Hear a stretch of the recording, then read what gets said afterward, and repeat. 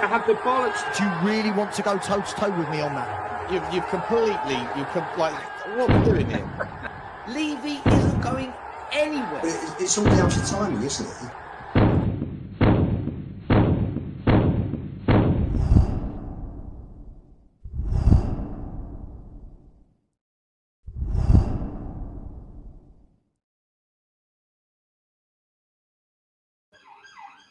Welcome back to the Spurs 5. Everyone's very happy. It's been a very fruitful transfer market, and we're going to tell you about all our joy and happiness over the next 2 hours. Welcome, as always, to Stel, to Lubo, to Sean, and, of course, to Johnny. Please smash a like if you're new here. Smash a subscribe if you're new here. Hit the notification bell, and please subscribe to each of these gentlemen's are they all gentlemen? I'll go with it. To all of their individual channels, as well as this one, please. Thank you, first and foremost, from all of us. You have subbed like mad over the last couple of weeks. So please do continue to keep subscribing to the show. And hopefully we'll get some breaking news for you during the show. Maybe from one of Stel's ITKs, because we all know Stel loves an ITK. So hopefully one of those will give us something. Where to start tonight, guys? I'm going to start with the transfer window, and then I'm going to move on to the Spurs Man City game, which will be on a more positive note. And then we'll round off with the last week of the window. Guys, there are 6 days, 23 hours, and 52 minutes of the window. We're now officially into the last 7 days of the window. Is anybody at full-on panic mode yet? I don't mind admitting I got there ages ago, and I have not left that place for a while. Anyone else in full-on panic mode, or not worried, or calm? Where are we all at, gentlemen? For me, I was calm until Wednesday, and then I became a bit edgy and a bit angry. Weekend made me very calm again and very happy because it was such a good game on Saturday. But now we're into Monday, and as you say, Savva, there's only a few days to go, and there's no real concrete evidence that we're doing anything successfully. We're definitely trying. I think the best we've got is Savinho 50-50. I think that's about it. Is that right?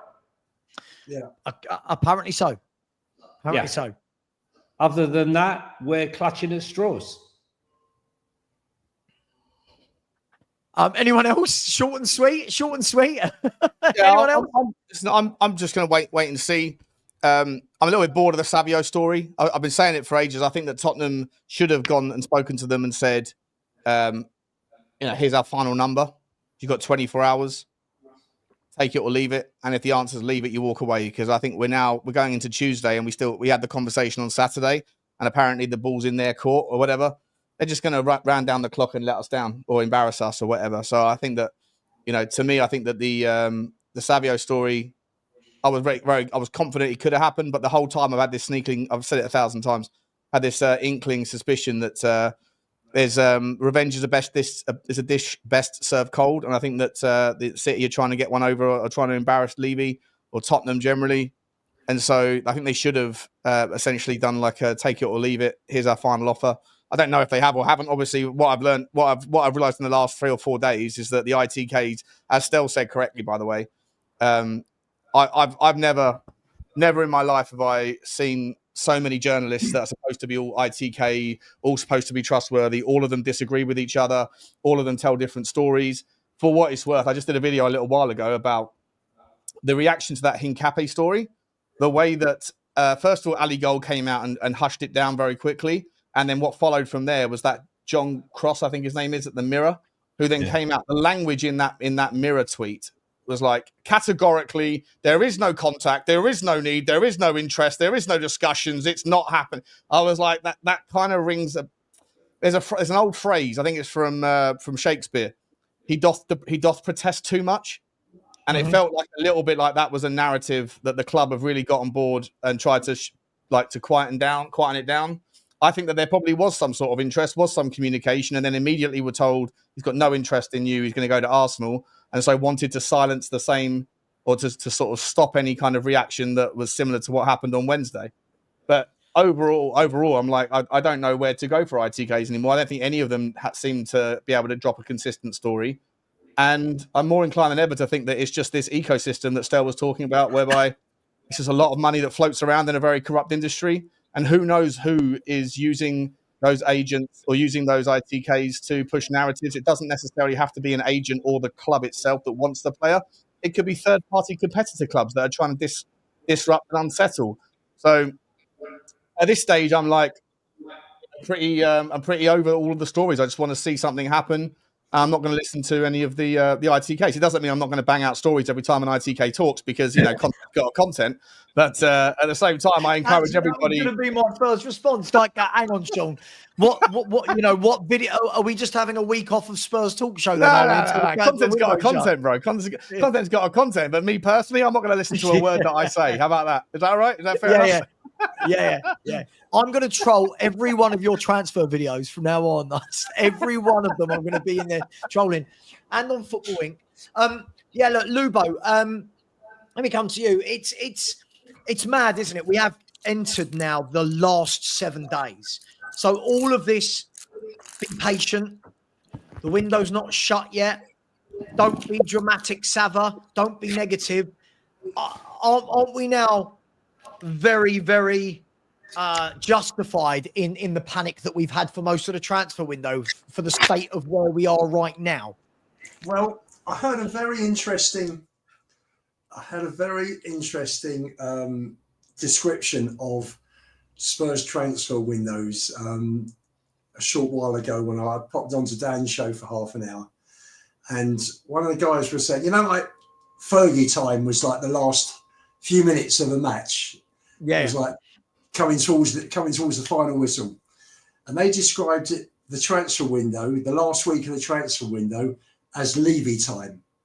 And they said, strap yourself in, because Levy loves deals in the last week of the window. So I'm keeping my fingers crossed that they're right.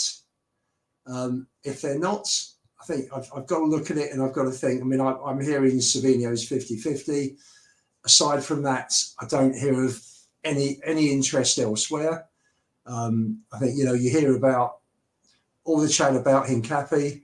Well, I mean, is it a situation now that, I'm just waiting for Arsenal to sign Savino, Morgan Rogers, Hincapi, and just about everybody else that's on the market, because that's what it seems to be like. Are we going to get anybody? My gut feeling is no. But if we do, and my gut feeling is no, because frankly, your gut feeling is we're not going to make any signings in this last week. My gut feeling is we're not going to make any signings. Maybe the Savino wheels are in motion. That may happen. Outside of that, unless there's any last minute situations where, I mean, like Sean was saying, a vast percentage of the transfers get done in the last week of the window. So if that happens this time, then a lot of players who are going to be coming in there are going to be a lot of players who are going to be displaced. So Spurs have got to keep on top of that and see which players potentially could be displaced that Frank thinks, yes, he can do a job for me. And if Frank doesn't think there's anybody around apart from Savino that he actually wants, then I don't see Spurs buying anybody. But I do think that we'll come back in January. Because of the World Cup, players are going to want to be playing. Then, and if players are not in the side come January the 1st, then I think there are going to be big opportunities in the January window to pick up players. Even if it's just on a half-season loan, then I think for that reason alone that players need game time to be in, for the international managers to see that they're in and they're playing well, and they want to play. They want to go to the States for the World Cup. Then I think January will become a much more important window than it normally is. I mean, look, Stel, let me come to you. Your mate Romano, he said that a deal is very much on for Savio, but it all depends on Man City finding a replacement. Let's assume that's true for the moment. Forget what you think of Romano. Let's assume that's true. Isn't that the issue of waiting till now? That you are now asking these clubs that don't need to sell players to find a replacement with 7 days to go? I don't know anything.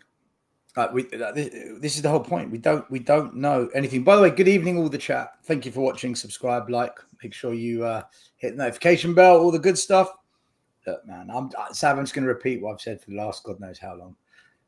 The journalists, the ITKs, the football agents, they're all wafflers. They all chat rubbish. They've created an industry that makes them loads of money, and they need us to fuel it. So they pour fuel on our fire, and we're like, yeah, there you go. Clicks, likes, subscribes. And then every single conversation is, well, this guy said that, and this guy said this, and I've heard on good authority, and my contact this, and this journalist said that. And then you've got YouTube channels that have all these journalists and have all these guests on. They make it even worse. They create even more speculation and gossip, which divides the fan base. It doesn't help us. It divides us. The whole thing stinks, and it's stunk for years. So God knows, man. I've been saying this for so long. And I think now, slowly, people are beginning to come around to agreeing with me, which is nice. It's nice to see that, because it means maybe I did have a point when I first said it. But look, I'm sticking with what I've said all along. Frank has not been brought in to get this major backing and all these wonderful superstar players to come to Tottenham. He's been brought in to work with the existing squad. Of course, he's going to have a couple of signings. Every manager gets some signings. But he's come in to work with the existing squad. And the more we get results from Man City, which was an excellent performance, and there's players in that team that played well that maybe didn't play well under Ange, the more the board will look at it and say, you see, this is why Frank's here. And in some ways, I think it works against Frank demanding players, because if he's getting a tune out of the current squad, we all know this can't last, because injury, suspensions, rotation, 2 games a week means you need a bigger and better squad. We know that. But I think they think the likes of Tell, Odeberg, Gray, this lot will be that answer. So I haven't changed my thinking on it. I do think we'll sign a couple of players by the end of the window, but they're going to be the El Canusis, the championship style level players. I don't think we're signing any more top draw players. If we do sign 2 more really top players, let's just say Savio and Paqueta, then this is the best ever transfer window we've ever had. Savio, Paqueta, Kudus and Paulinho is an outstanding window for Tottenham. So in 7 days, we're going to either end up with the most outstanding window we've ever had, or I'm just going to come on here and repeat everything I've said for the last God knows months. That's where we're going to end up. Is there any middle ground? Not for me. I mean, it's either the best. I mean, like if we sign Savinho and I don't know, the Monaco boy, would that not be still a very good? That's a very good window. They're both very good players, aren't they? Yeah. They're both very, very good players. But I don't think Savinho's coming. I've never thought it, because I just never ever felt Man City are going to do us any favors with this. I said it from day one. They're going to look for retribution for the whole Kane saga, and Daniel Levy going on Sky Sports, taking a dig at the 115 charges. As much as he was being honest, he's not helping himself in a negotiation with them, right? But look, I think this is kind of where we're going to end up in terms of the level of quality that comes in the club. I do think we'll sign 1 or 2 more, but I'm not convinced it's going to be the quality of Paulinho and Kudus, who have both been top notch since they've come to Spurs, both of them. So actually, yeah, I'm still where I'm at. Stel, I was just going to say, you know more than I do, but can you think of any clubs in the Premier League that actually enjoyed dealing with Daniel? I'm trying to think. I know the ones he's fallen out with, or the relationship's not great. I'm just trying to think, which clubs do we have a great relationship with? It ain't Man United. It's not Man City. It's certainly not Chelsea. It's not Arsenal. Leeds. Yeah, Leeds. But Johnny, this goes back to what I said last week. Premier League. Yeah. He's been here so long that your sell-by date comes, doesn't it? You've reached your peak. There's and I don't want to go into this because it will be a Levy show, and I don't want that because we've said we do it too often. But I think clubs don't want to work or deal with him because they know they're in for a tough ride, which isn't a bad thing. But they also know he's going to try and be a bit too cheeky, maybe. But then again, look, Johnny, do you know what? We don't know what goes on in these deals. Again, it's the ITKs and the journalists that report, oh, this actually happened. How do they know? They weren't in the meeting. They weren't on the phone call. They weren't on a Zoom conference. I honestly, I don't know what to believe. I'll just believe the players that are wearing a Spurs shirt on the 1st of September and the ones that aren't. And that's the only thing I go by when it comes to transfers now, because everything else, it's just gossip, I think. I think it's pure gossip. Do we not all agree, though? I don't know what you think, Savva, all of you. Are we all in agreement that whatever happens, even with 2 signings, that this squad is not deep enough to maintain? Johnny, my next question I've got written down in front of me is no. It's led on brilliantly. I said this earlier, right, guys? This is my worry more than anything. When people in the chat and people out there say, "Oh, all negative," I'm more worried. Like my friend Ash said, I'm more worried than anything because, and tell me if I'm wrong, guys. If we look at that squad that played at the weekend, right, the 20-man squad, right? Let's remove Vuskovic because we know he's going to be going out on loan. So that puts you down to a 19-man. Okay, but if he does, just if he does, right, that takes you down to a 19-man squad, right? Now, off the back of that, you add in Udogie, who wasn't there, for 20, Sakai, who'll be back soon, for 21, and Austin for 22.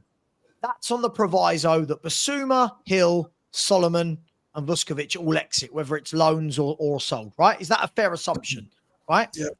Yep. That leaves Tottenham with a squad of 22 players until at least Christmas, when Dragashin is back and can make it 23.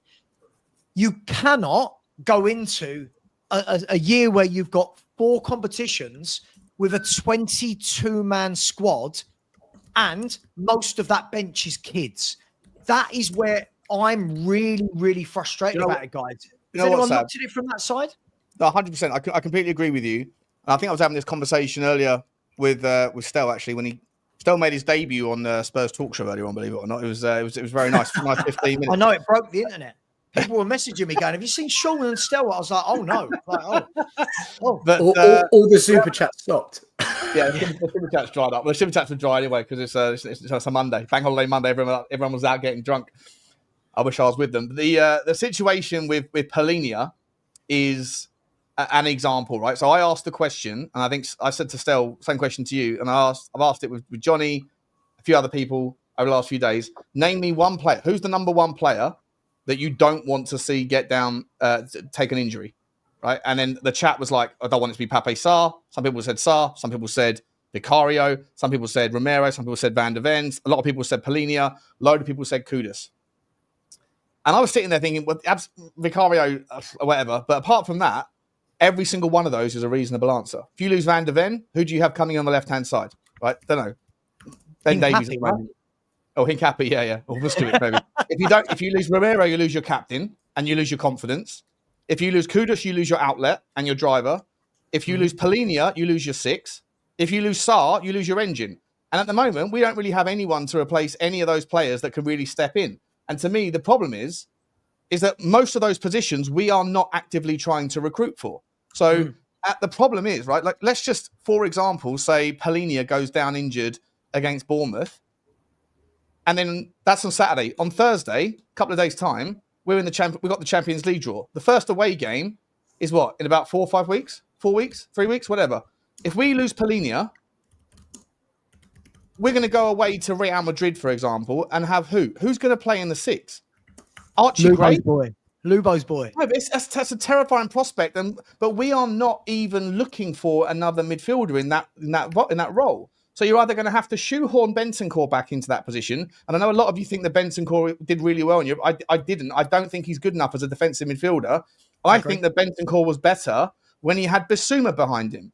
But Basuma's got an attitude problem. He's got a balloon habit, and he can't turn up to the flight on time. So like, I sit there and think, even if we go and get the players we're actively trying to get, we are still not going to have depth in certain areas of the pitch because we are not actively looking for any more in those positions. Squad building. Yeah, but then at the same time, what my kind of follow-up would be, when people say we're not ready, I guess all that stuff is relative to the expectations.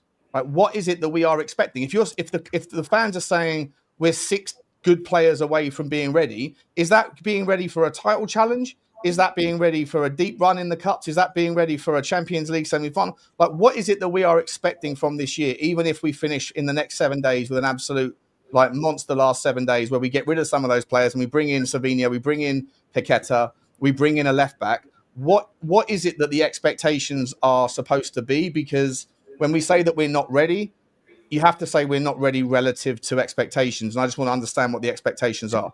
Can I just say, Sean, so for me, when I say we're not ready, what I mean is if you are going into a season with 22 players, right? I'm not saying we won't sign. I'm just saying as of this moment, if we're going into the season with 22 players, if you get 3 or 4 injuries, you're now at a stage where your bench is going to start being the kids that are the young kids, like not the kids that have gone on loan. You're now looking at the 16-year-olds. You're looking at is it Byfield? People like that. You're looking at kids. You're looking at the kids that don't shave yet, right? You're looking at kids going on the bench.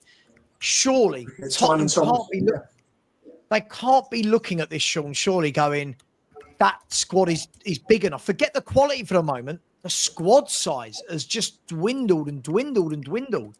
That's why I don't really understand why we've loaned out everybody that we've loaned out. Because a lot of those players could have played on the B list in the Champions League. We have nobody for the B list anymore. Can I say, guys, one of the first shows we did, I asked a question. I would love to know why Thomas Frank has been brought into Spurs. What's his remit? What is the expectation that's been put on him by the board? We know what Daniel Levy said regarding Champions League and Premier League, but he never put a timeline on it. He could have meant in 3 years, 5 years, 10 years. Never put a timeline on it. Yeah. I honestly don't know why Frank has been brought in from the perspective of the board. As fans, we believe he's been brought in because he's better than Ange, okay? But from the perspective of the board, why has he been brought in? And I honestly believe it is to work with this squad. I do think they believe this squad is much, much better than what they do. We saw, but I think they're also overestimating this squad. I do think, though, honestly, when you look at the last 3 games, you can clearly see that this is a manager that can manage this squad far better than the guy who I shan't name. I think, defensive structure, the drills, the defensive drills that we saw, getting up and blocking the ball. We saw Paulinho. Look how Paulinho, was celebrating like it was a goal when he got that block shot. And I do think that whilst we are extremely short, and I don't disagree with anything anyone said, I think if you're going to have any person in there that can get us through this, is Thomas Frank. I mean, right now, Ange Postecoglou will be telling us when the window closed that basically he can't concentrate on 2 tournaments because he just can't do it. And basically, this isn't a squad massively different to the one that couldn't manage Europa League and the Premier League. So how was he supposed to manage Champions League and the Premier League? By being a better coach is his only way out as we stand right now. And I believe that is an asset and it will get you so far. But I do worry that if he's not supported properly, which he hasn't been so far, that the fan base will not allow him the fact that he hasn't been supported. And they will say, well, we shouldn't have got rid of the last manager. This is what happens. It's the same again. He's going to get the sack. Well, I think very differently to that because I think this coach is on another level to the previous one. I actually believe that he could be the right fit for Spurs and the best fit for Spurs is Pochettino. And that's not downplaying the quality of Conte or Mourinho or Nuno. It's just the fact that I think that this guy, there's a reason why they call him the professor. It's every single intricate detail. He doesn't miss a thing. Literally everything. I mean, I loved it on the bench where he was telling the players, it's a goal straight away. He was up telling them. I loved the way he was telling his trainers, support staff, what you're sitting still for. They've been so used to sitting still, some of them, doing nothing. He was getting them up, pushing the players, getting them all motivated. But there's lots of positives, and I think we need we desperately need 3 players, I think. But I'm with Sean. I just don't understand why we got rid of the entire B team, or whatever you want to call it. Can I disagree with this, Johnny? I absolutely agree with what they did there. But for me, it's got to be all of them. Yeah, because I don't think any of them are good enough. My issue is, I think what we're doing is conflating 2 arguments. Because we've not done what we actually need to with the squad, we're now going to say we should have kept players that aren't good enough for the bench. Caramel good enough. Huh? Caramel. Who's the best of the bunch that we loaned out? Like, do you think that Vescovic? Like, I think that Vescovic was worth keeping, and the only reason it was worth loaning him is if we were definitely going to bring in another centre back. And I think that market is so dry. I genuinely think it's the driest, like, especially left-footed, left-sided things. Not to get on the Hincapi things, it's boring, but he's an unbelievable player, and he's left-footed, and he's left-sided, and he can play in a back 3, a back 4, left back, left wing back, or left-sided centre back. He can even play in the middle of a back 3 if he needed to. There was never a cat's hope in hell, if that's the phrase, that if we put in a bid or triggered the clause that Liverpool or Chelsea, I didn't think Arsenal would, but they've obviously got other ambitions to do it as well. So, but other than that, I'm looking through, I'm running my eyes through Wyscout every 5 minutes I get, trying to find obvious candidates that Tottenham can go to, and I don't know where we go next. Apart from some of these other kids. But if you've got a Vescovic that's good enough for Hamburg, why don't we keep him around? From what I've seen of Vescovic, I don't think he's very good defensively right now. From what I've seen of him, I think he's a big physical lad. He's good in the air. He scores goals. And I think that masks a lot of... Look, for me, I'll just say this, Sean. All right? If we end up with 22 players, then it will look silly that we loan them all out. But I don't think it should take away from the fact that we should be acting like a proper football club. We shouldn't be worried about how many of these kids are going out. Like, look at Chelsea.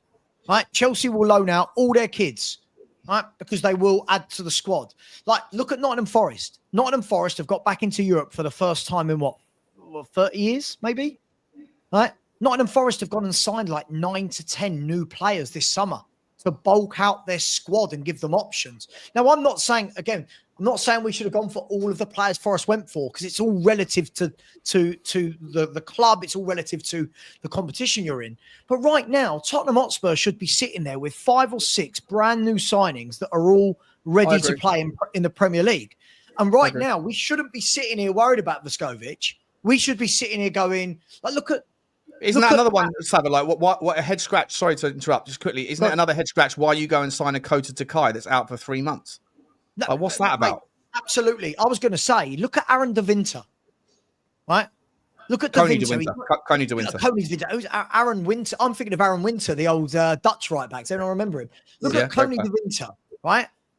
He's gone to AC Milan for like 20 million quid or something, 20 million euros.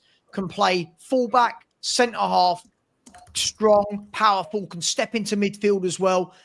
Why are we not all over deals like this? So it may be dry right now, but we've heard all summer we want a centre-back. Cool. Centre-backs are out there, have been out there. We're just letting everybody else pick them off.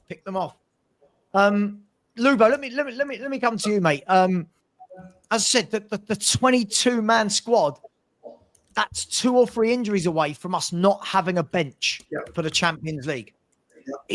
With 3 players adrift. We're 3 short, definitely. 100% 3 short. Why we haven't brought them in, I don't know. I said on this show a few weeks ago that I can see Lange going first week of September. I think he'll be gone. Yeah, I can't see how he's done his job. Honestly, I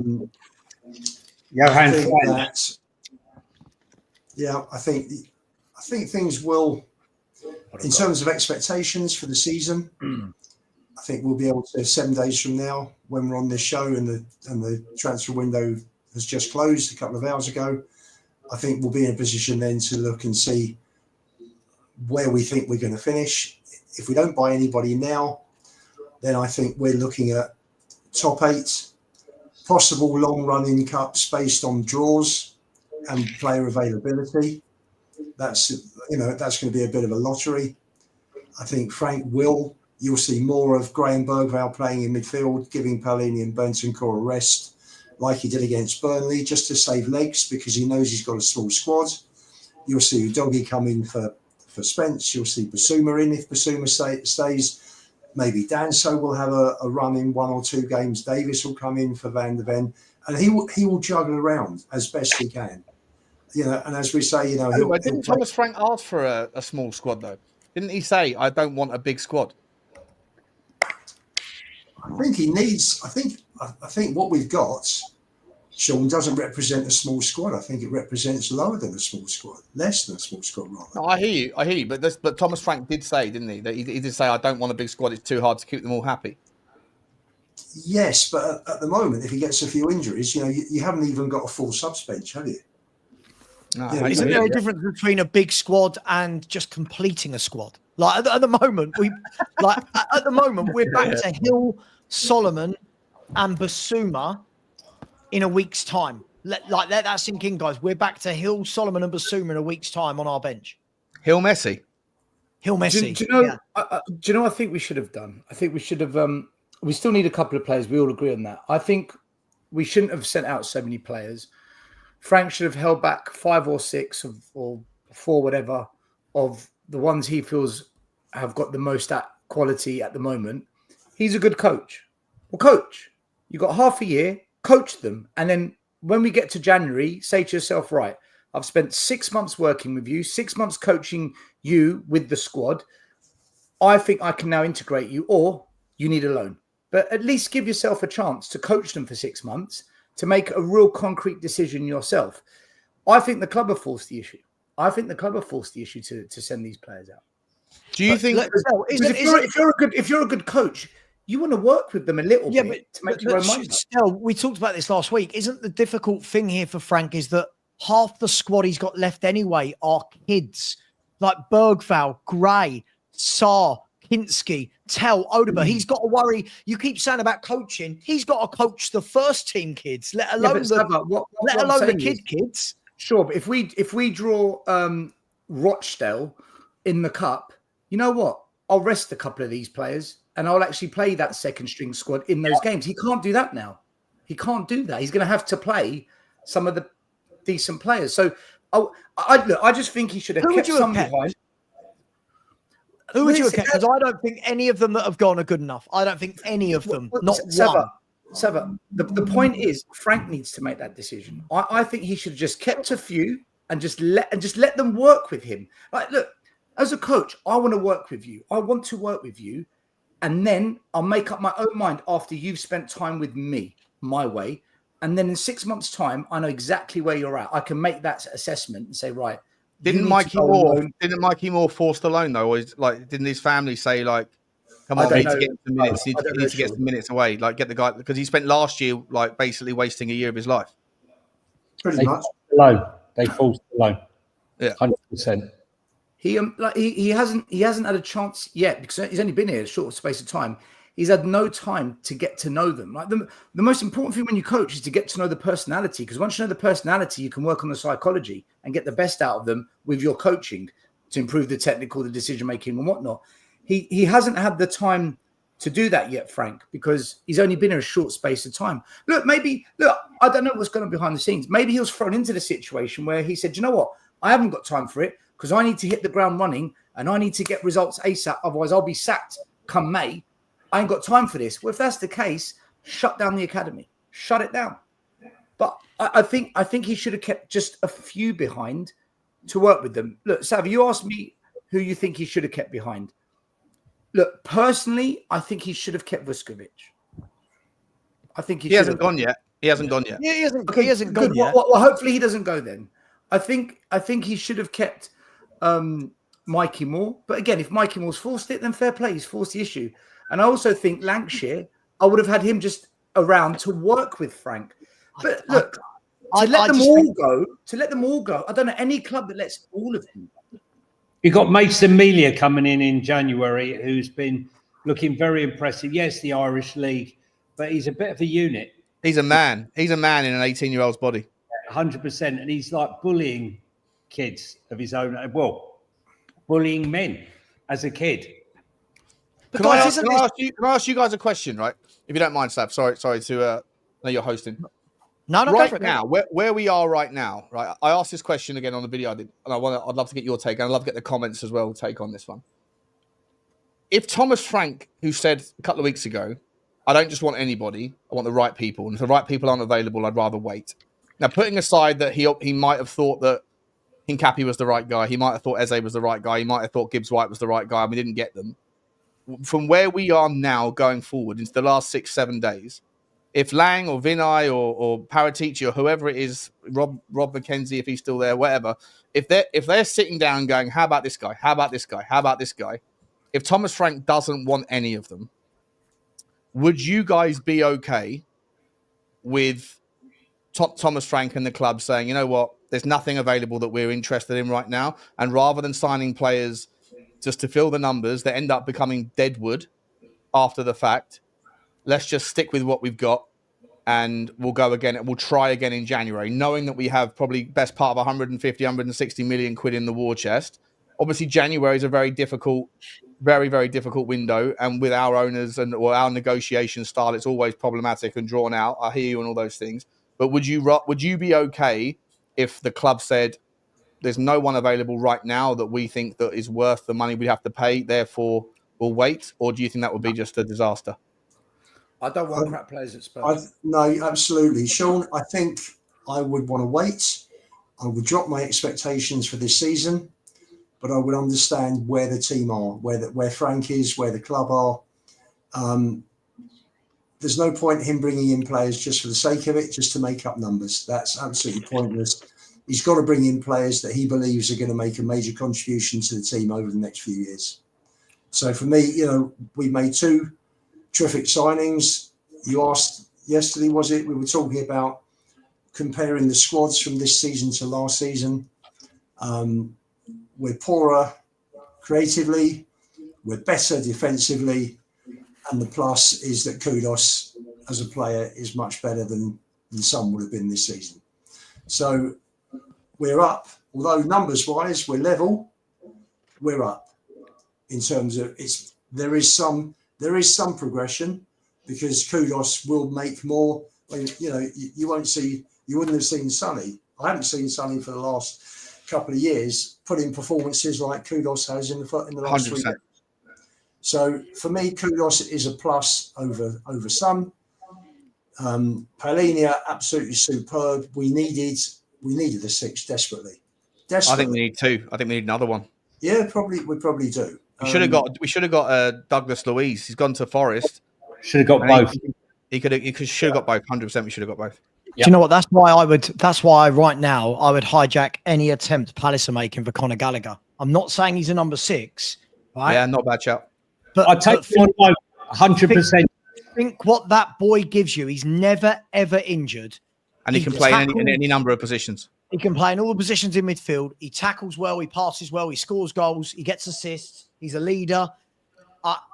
Again, this is acting a club. Lubo, can I just say though, I get what you're saying, and Sean, to answer your question, I get it. But for me, the problem is if we do say that is the biggest.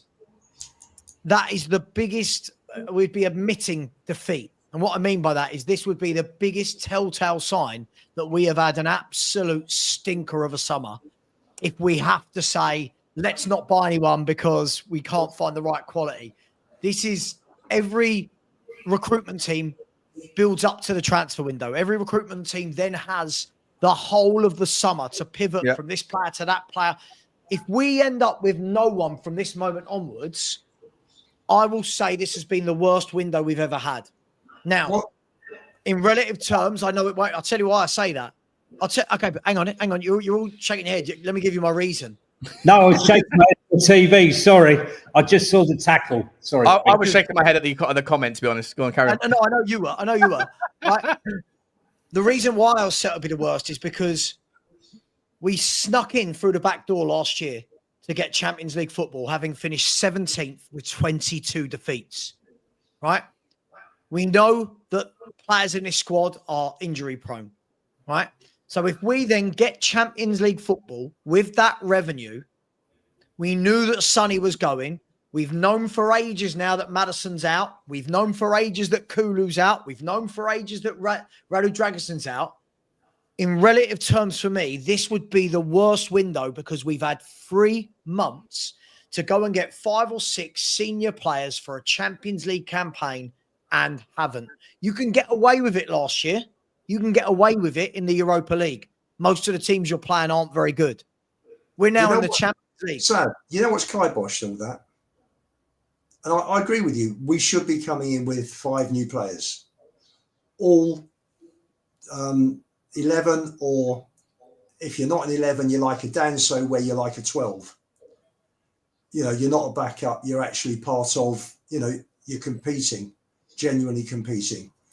But for me, Frank has come in and he hasn't.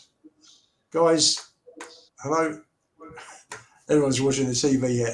No, I listen to every word you're saying. I'm listening. We're not. I'm waiting for you to finish. He's come in. Frank has come in, and he's looked at the way the data analysis is run at the club, and the way how player ID is sorted. And Frank has ripped it up and said that, sorry, not doing it this way. I'm doing it the way I've done it at Brentford for 7 years. So I would think for most of the window, I mean, Frank's come in. He's had to have a look at the squad, assess what he's got. Which I'm not hearing it. I'm not having it, Lupo. No, I'm not having it. Sorry, he doesn't want to make any silly mistakes at the same time. Hang on, Lupo. The players that he's been teams given, change their manager all the time and manage to have good transfer windows for that manager. The players he has been offered obviously aren't what he wants. Because he's very nicely slaughtered. He's very nicely slaughtered Lang, hasn't he, in the press interview a couple of weeks ago? Very politely, you know. I'm sorry. Otherwise, why have we only bought 2 players? Yes, we went because for Frank is expected to get the best out of the current group. This is why he's been brought in, to get the most out of the older. I disagree, Stel. If that was the case, why have we gone for the players we've gone for? Why did we go for Gibbs White and for Eze and Savio if he's been brought in to do that? Because surely this falls on recruitment, looking at the wrong players. Look. Because they still want to sign some players, right? I don't believe the truth behind all of these stories that others do. I've never believed it. Even when Eze had agreed personal terms, I said, guys, I don't believe it until he wears the shirt. The problem is we're assuming that because some journalist said it. So you don't believe that Spurs had agreed personal terms with Morgan Gibbs White and Eze? No, Savva, I don't know what to believe. You're believing it. I don't know what to believe. I think it's pretty well known that we like. I get that you. Because who told you that? Who told you in your bonnet about ITKs? But to say none of this is true is just not being my bonnet. It's not being my bonnet. It's fact. We haven't signed these players. It's fact. We had personal terms with both players agreed. Yeah, and we were in for Tony and Neto and Gallagher last year. Blah blah blah. I hear it all the time. No, but that's different. That's different. Personal terms is different. Correct. You can sign personal terms and still not get the transfer over the line, right? We're still going to get some deals. But it's just going to be a bit underwhelming. This is the chat we had last week. Look, for me, if we're a serious club, we go and get the business done. We find a way. We get it over the line. We sign some excellent players. We give Frank all the tools possible in one window. Realistically, you can't go and sign 10 top players. And then we build again in January, maybe with 1 or 2 more. Then again next summer. And over 2-3 years, you build the squad out for Frank. But we've never done that. And I'm seeing it again. So this is why I believe the way I believe. I think Frank has got to get the best out of some of these players that we've written off as fans. Some fans haven't written them off. I have. I've written a lot of them off. If you said sign 2 new players and then go again, isn't that what we've done that already though, right? We signed 2 absolute ballers for our first team. Yeah. But it's not enough, Sean, because we all know I know it's not enough for what we need for certain expectations. Okay, here's the problem. I'm with you. Here's the problem. If we slowly build, where we've always come unstuck with this, and this is where Pochettino has performed better than anyone, is Poch never finished lower than 5th. And in general, he kept us top 4. So the money, the revenue was coming in from that. and he consistently either challenged for the league or got to cup semi-finals. So he managed to do that.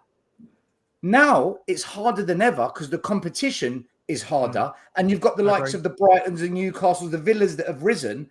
It's harder now. If Poch was here now, I think he comes unstuck. So Frank, or whoever the manager is, they've got to repeat kind of what Poch did, the way Poch was kind of looked after, with a bit more than what. But with tougher competition. Tougher competition, and I'll tell you now, if Frank finishes 10th, he's getting sacked. He will go. He will be gone because Tottenham, with no European football next season, I think the board look at it as an untenable situation. I want to be wrong because I think any manager that comes to Spurs needs 3-4 years to build and to be backed in that process.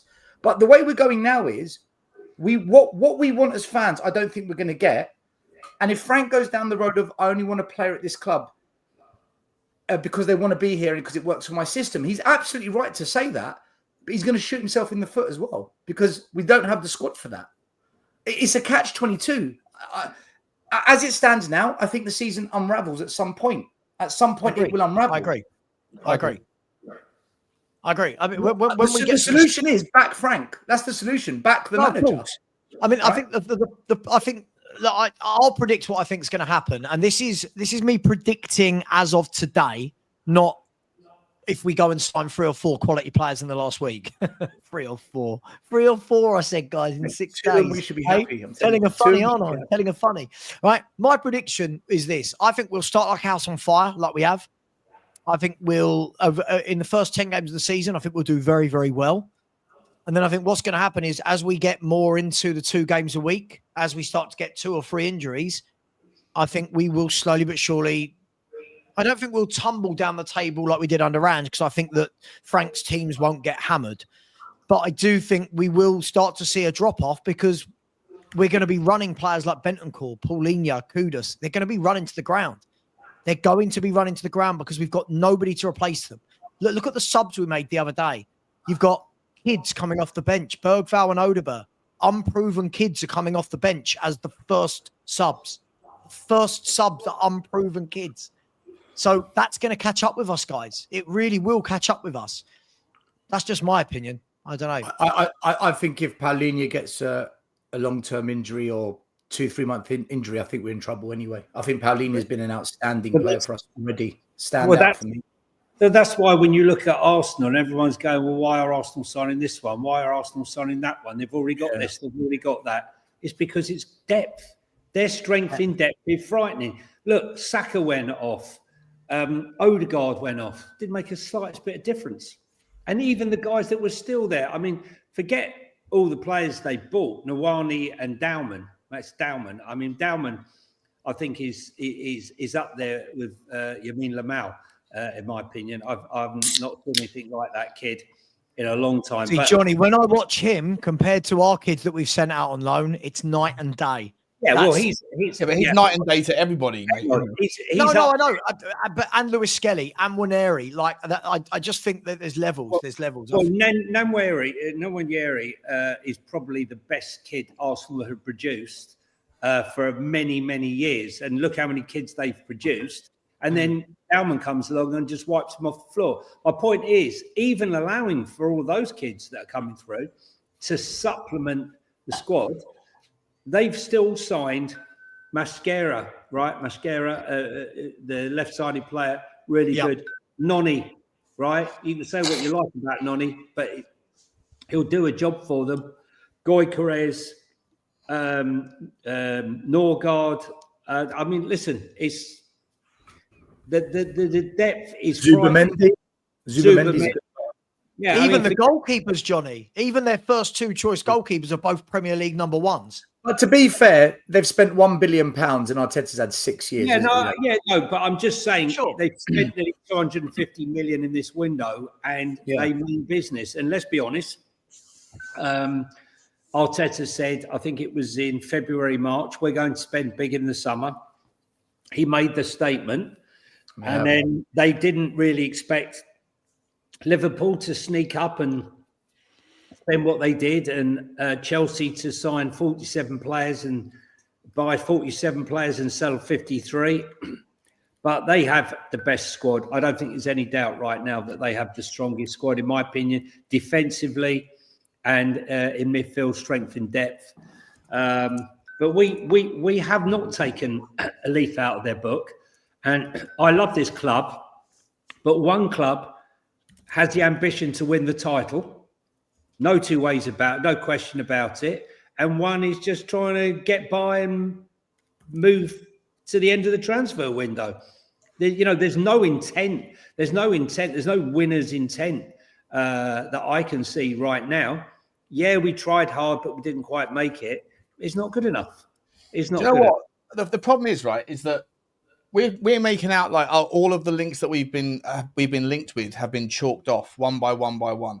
Right, so we're not getting Eze, we're not getting Gibbs White, we're not getting Paz, we're not getting Hincapi. What's left in the links that we've been linked with?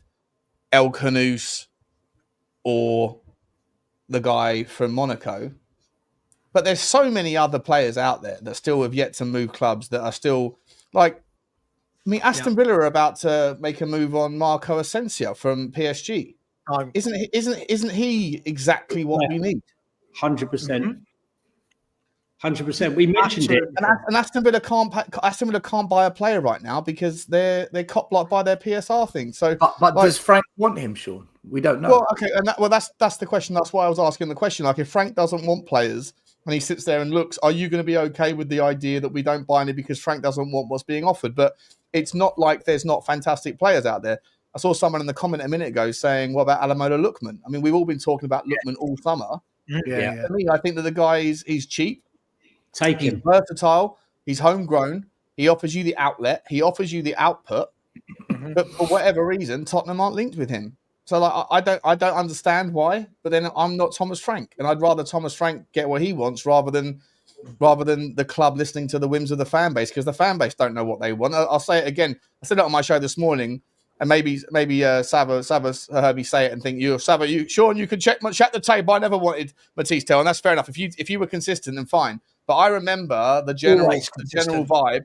Don't know about that. I wouldn't go that far, mate. But the fan base when it came to Matisse Tel, let's not pretend like this didn't happen. When we were about to sign Matisse Tel, and suddenly he turned us down to go to Manchester United, the fan base were in uproar. Then when it turned out that he turned down Manchester United and came back to Tottenham, and it was a loan deal with the obligation pending Matisse Tel wanting to sign for us, everybody was like, oh, that's just like a loan deal because he's using us. He's not going to want to sign. He's going to use us as a springboard. And Manchester United fans, I remember Mark Goldbridge going, what? How have we let them go? How have we let him go to Tottenham? I remember Arsenal fan TV, AFTV going, what are we doing? We've let Matisse Tel go to Tottenham. We were all jubilant, and that deal was signed for the obligation back in January because Ange was asked on February the 1st, is there any chance that Matisse Tel won't be here next year? And he said, no, he's going to be a Tottenham player. And it's only now with the benefit of hindsight that the goalposts get moved and everyone says, oh, Matisse Tel shit. And maybe Tottenham felt the same way, but unfortunately the deal was already agreed in principle by then. So if the club are listening to the whims of the fan base on what they want, they bloody well shouldn't be, because the fan base don't know what they want and they move their argument every 5 minutes depending on whichever way the wind is blowing. So you'd hope that Thomas Frank knows what he wants. And if he doesn't want Lookman, fair enough. I can't understand why he wouldn't want him. But if he doesn't want him, then so be it, right? He's the guy that's got to pick the team, and he's the guy that's got to get us to, see some success this season. But I'd love Lookman to come in. I would as well. But I think what Daniel would like is some shirt sales. So Lee Kang-in from PSG, anyone? Lee Kang-in is a quality player. I'll take him all day long. Yeah. Yes. You know what? I just want. Hang on, continuity. Hang on, a bit of continuity with shirt sales. Another Korean, keep the population going, ticking over, and he's quite a tidy player, as we saw in the game against us with that very well taken goal. I'm just not sure what sort of price he would be. Would they let him go? Do you think? Yeah, I think so. I think they'd let him go. I think Sean's point is bang on, and Perchy and I were just talking about it on my show there. Perchy said Asensio ticks every box. Experienced, he's had Premier League experience now. He went to Villa last year and scored 8 in 21 for a midfielder or a wide, that's good. He can play as a playmaker or he can play out wide. This is where I want Spurs to say, okay, we couldn't get Gibbs White. Let's be creative. Let's be creative. Who out there at their club is a really good player, but for whatever reason isn't getting as many minutes as they want? Can we go to Liverpool, get Harvey Elliott on a 6-month loan, for example, bolster the squad? I don't know. Even the players that are getting minutes, but they're at clubs that are smaller. Like I'd take Undai from Everton. I think he's an absolute baller. I think that kid is absolutely. He's not kidding. He's 25. I think Iliman Undai is brilliant. Like he's at Everton. Like surely Everton. I mean, like the Friedkin group are not. Like they're currently funding a hell of a lot of what's going on at Everton. They've just built their stadium. It's cost how much? 600 million or something. Like it's like surely. That like they would sort of be they'd find it difficult to turn down a monster bid for that guy and his quality. Like there's a couple of like, what about I know that Semenyo at Bournemouth has just signed a new contract, but definitely. It might cost you 90 million quid. But he's another outlet. He's a player that's just like Kudus in and of itself, right? Not a carbon copy, but similar. What about Justin Kluivert, different type of player? There's players everywhere that are more than capable of improving us. Every single club in the Premier League has a player, maybe with the exception of Burnley and Leeds, that I would take a player from. Even Sunderland have bought players that I think I wouldn't mind having. And that's bonkers to say that. But to sit there and pretend like there's nothing out there and that only the links that we've been linked with are the ones that we're looking at, and because 9 out of 10 of them have been chalked off, to sit there and think that there's nowhere else we can go and there's nothing else we can do, I just think it's madness, personally. We do often come in buy someone out of the blue that nobody's even mentioned. So that's a hope. I just want September the 1st to come round quickly with players, because this club ripped the shit out of you as a fan, every single transfer window. You're taken up, you're brought back down, it's an emotional roller coaster. That's why you need to delete your Twitter account, Lubo. I deleted it. It's the best thing I ever did. Everyone should delete or suspend it for 3 months. I don't get too much grief. To be honest, I don't get too much grief on Twitter. I sort of dip in and out. But no, it's not the grief, it's what you're looking at.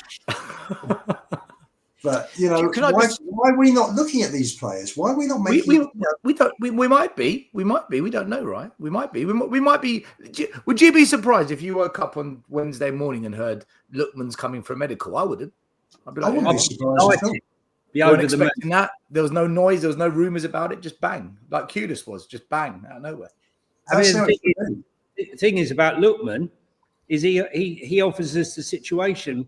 If Kudus goes down injured, he can play on the right hand side. Yeah, he said he can play on the left hand side. If he needs to play as a false nine, we lose both our strikers. He can play that position. Who can forget? Homegrown as well, Johnny. I think. Yeah. Who can forget the hat trick he scored in the final against Bayer Leverkusen? Yeah. For me, he ticks all the boxes of what we need right now. And the only question mark about him is that some fans, I see it all the time, and I talk about him all day long, every day on my videos, and there's half the fans that are in my comments say he's trash.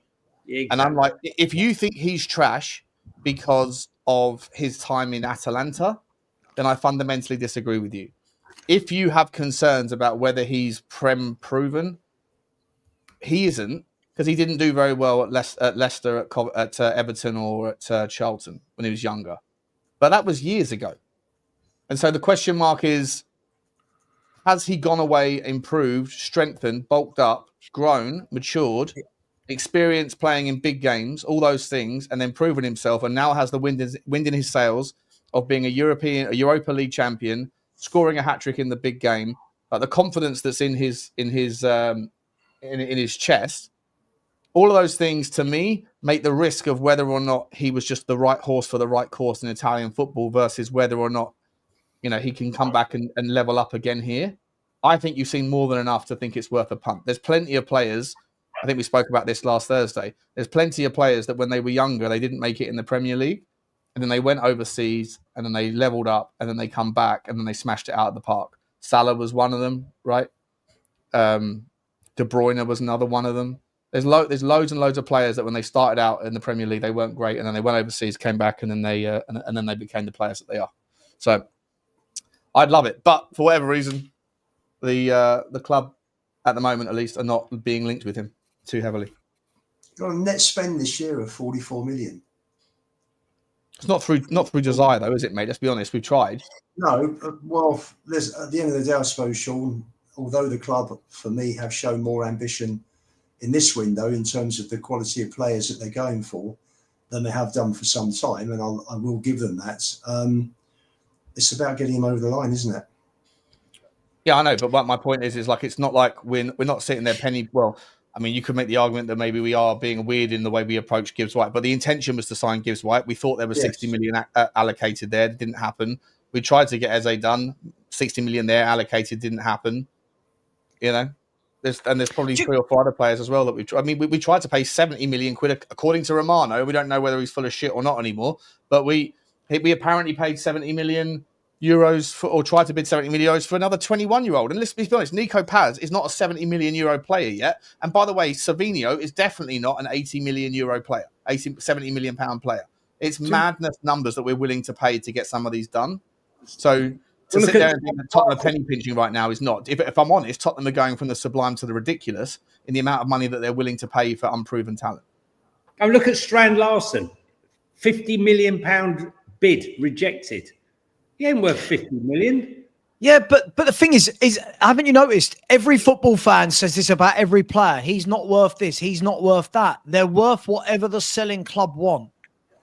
Let's be brutally honest about this, guys. They're worth whatever the selling club want. If you go and try and take a player that is not on the transfer list, they will put whatever fee they want on top of the player. And unfortunately, I said this the other night on the show, Spurs are willing to take those risks and overpay. We paid 40 million for Matisse Tell, right? 40 million for Archie Gray, 60 million for Solanke. They're not worth, those players aren't worth anywhere near it. Archie Gray's a 10, 15 million pound footballer. Matisse Tell, for me, 15 million pound footballer. But we overpay at that end for those players, guys. So when you get to a Savio, you're going to pay, right? I'd rather we overpaid for that talent than at the other end, if that makes sense. Yeah, and what do you mean the other end? Sorry, is it like the cheap kids? Yeah. Well, they should be cheap kids, but they're not. Like you think between Tell and Archie Gray, it's 80 million pounds, right? Yeah. I'd rather go, let's not have them. I'll give that 80 million euros, whatever, to a Savio, because what Savio's going to give how do we not know that Savio won't turn out the same way? Because Savio, compared to those two, is just different levels, different gravy of a footballer, different levels. He's got one goal. He's got a 1.8%. I'm not poo-pooing your idea. I'm just playing devil's advocate here. So playing devil's advocate.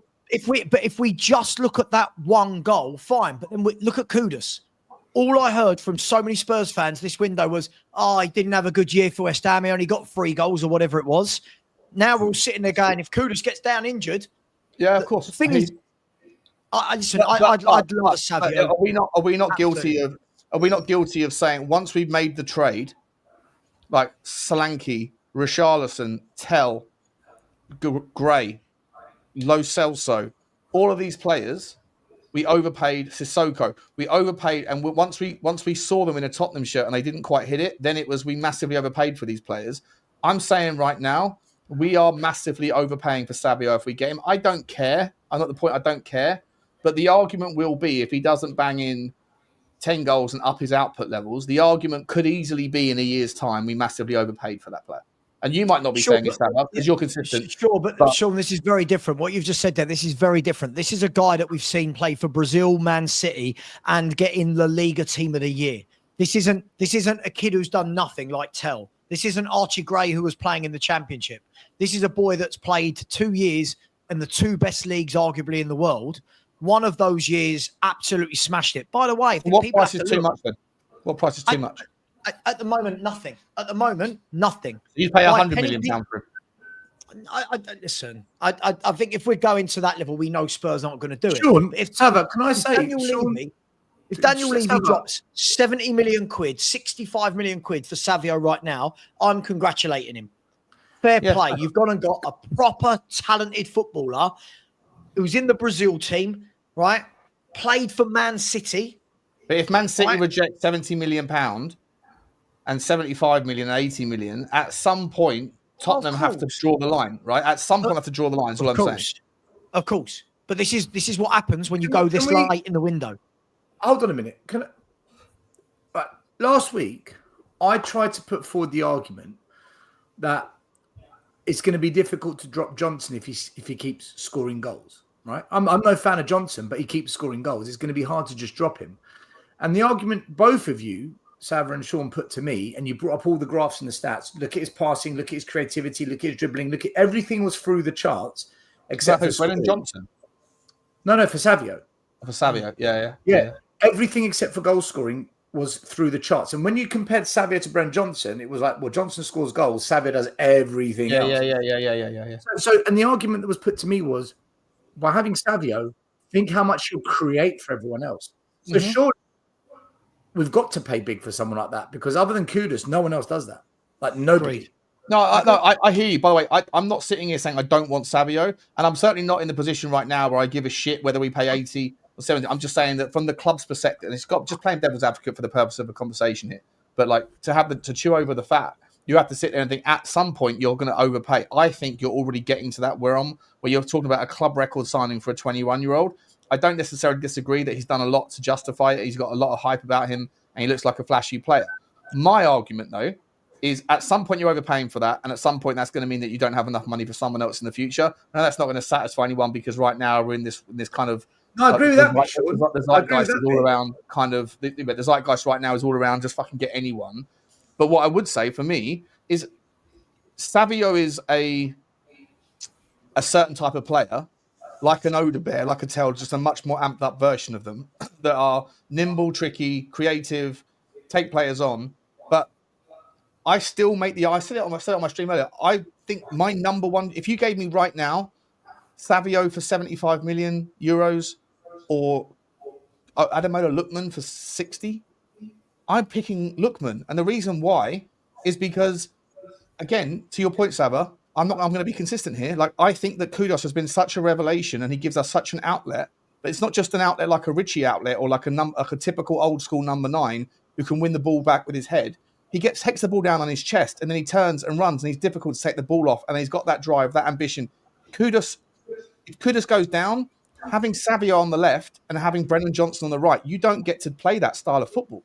And that style of football has helped us in PSG, where we almost got the trophy. It very much helped us against Man City, and it was less necessary, but still used as a tactic in the Burnley game. So to me, it looks like this is a style of football that we're going to be engaging in it for more than just the odd game here and there.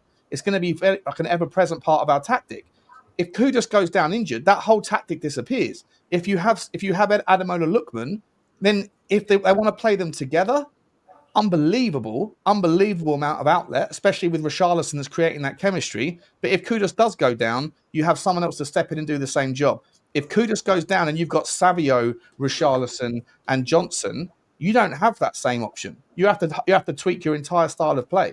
So that's why I'm making the argument that I believe that Lookman is more of a priority than Savio, and that Savio, whilst he's a dream player for me, at some point we're going to spend too much money on him. We're not in for Lookman, though. That's the problem. That was going to be my set. We're not in for him. If we were in for him, I don't make Sean.